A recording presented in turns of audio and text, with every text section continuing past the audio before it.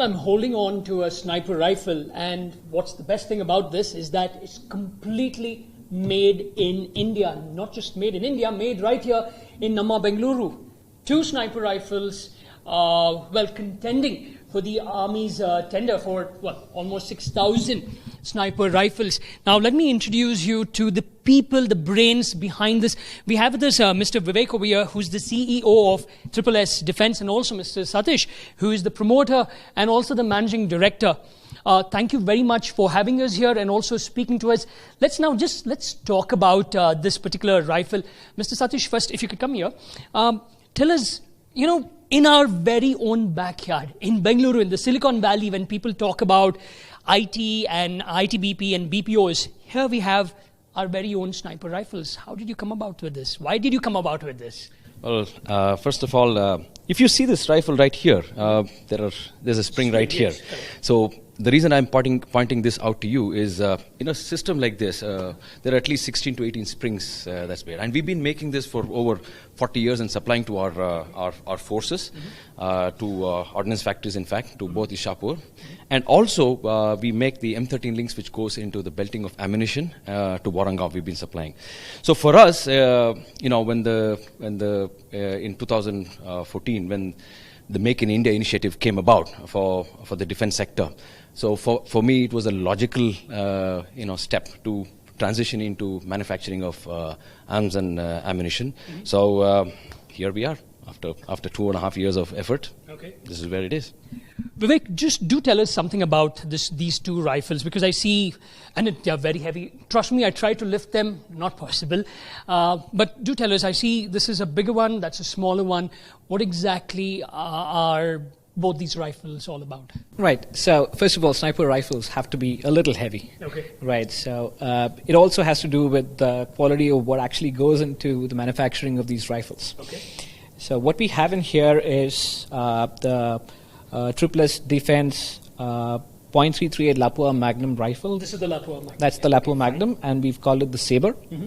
And that is a lighter sniper rifle. Okay. It's chambered for the 7.62 by 51 NATO round. Okay. And that's called the Viper. Okay.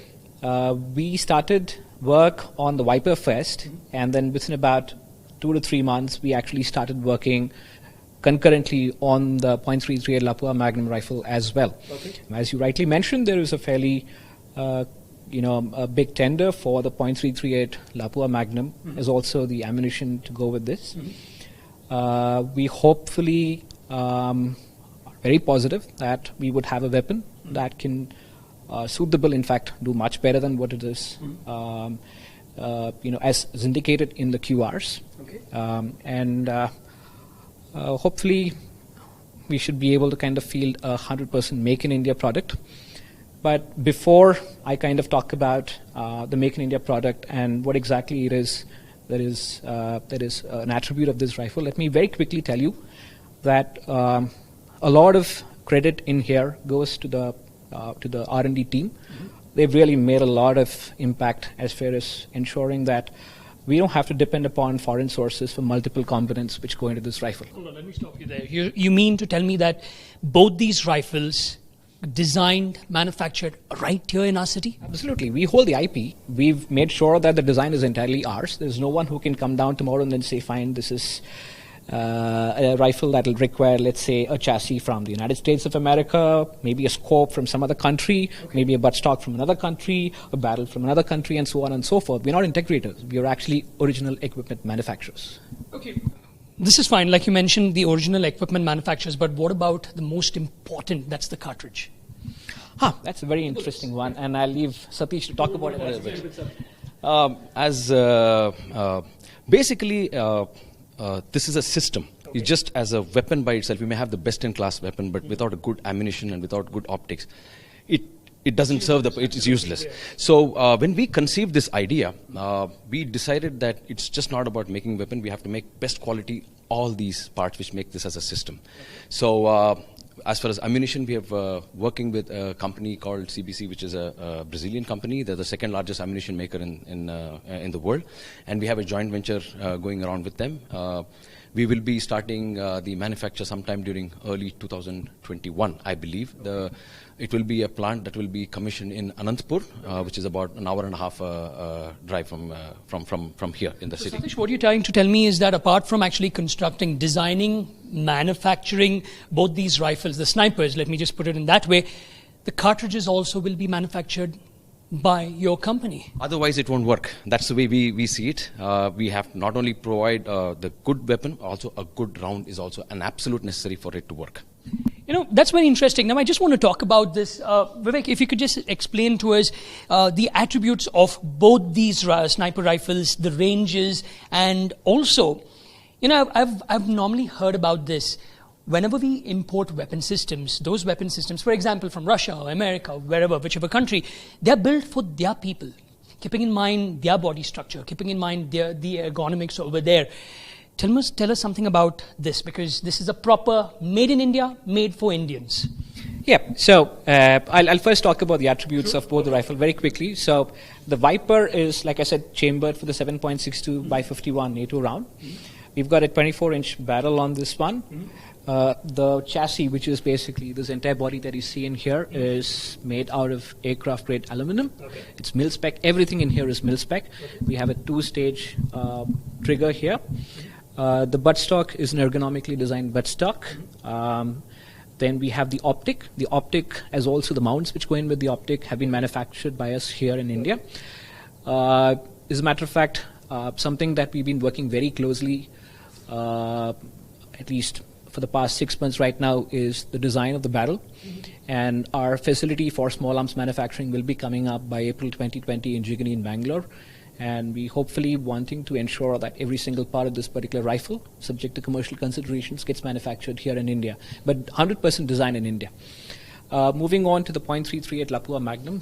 The Lapua Magnum. The most interesting. This is an interesting one, but all said and done, we love both of them equally. Right? There's nothing that separates both of these. It's the same amount of effort that's gone into both. Now, the .338 Lapua Magnum is more is a meaner round. Okay. Right? It's a more expensive round as well, which is where the reason for us to ensure that the cartridge manufacturing is kept in India finds a lot of merit. But otherwise, this is again a rifle that you will find between these two uses a similar platform. Okay. Right? Having a similar platform going into all of our sniper rifles is one way in which we can control the quality, we can control the cost element as well. Right? And whilst you might see these two rifles here, I should be very clear, we're still working on evolution. Okay. So we're right now at Mark 4. Okay. We're working on Mark 6. Mark 5 is pretty much done with.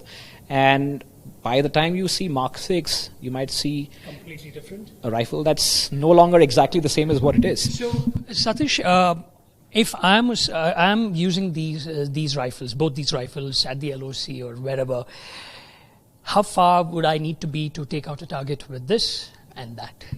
So the Viper is designed for up to 1 kilometer, or up to 1.2 kilometer range. That one. 1,000 meters. 1,000 to 1.1 kilometer to 1.2 kilometers, which is 1,000 to 1,200 meters. So what he's trying to say is that 1.2 kilometers away, I'll be able to actually take out a target using this sniper. This is more interesting. Yeah, as Vivek was saying, this is a much more meaner is the right word. Okay. So this can up to 1.5 kilometers is the range, and so that's it. So tell me something. You have already tested this. How have the test results come out? We are very, very confident. We've had multiple levels of tests that's been done. We've compared with the best in the world, and I have no doubts in saying that we can compete with the best. And as proud Indians, we would like to be the best in the world. Trust me, I mean, no one would be more proud than us over here, making sure that we have our own weapon systems. Vivek, you were telling me that, the ergonomics are very, very important for this. I mean, we were discussing about this earlier. You buy a system from abroad, it's made for their body type. It's made for how they want. How is your weapon system very different? Oh, yes. Now, this is something that we've learned from the Indian Army, so all credit to the forces for having taught us a few things.